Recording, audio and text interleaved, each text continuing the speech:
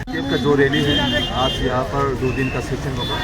YTF first plenary session 2 दिन का 27 का आज और कल, क्योंकि हम अपने लोगों को एक अवेयरनेस देना चाहते हैं। हम लोग थानसा बांधना चाहते हैं। What we have been spreading a news, what our Maharajas want really want. थानसा is our motive, थानसा is our ideology। आज सारे युवा यहाँ पर जो मौजूद है, हम लोग एक साथ खाना खा के, हम लोग एज ए फैमिली, एक भाई अपने घर की हिसाब से हम लोग खाना खा के, हम लोग खा बना जो हमारा तिपरासा लोगों को क्या चाहिए, यही हमारा ये सेशन में डिस्कशन होगा। हमारा पार्टी को और मजबूत करने के लिए, हमारा पार्टी को और हमारा जो लोगों के लिए कुछ ना कुछ देने के लिए हम लोग यही इस सेशन में बात करेंगे। यही निर्देश है।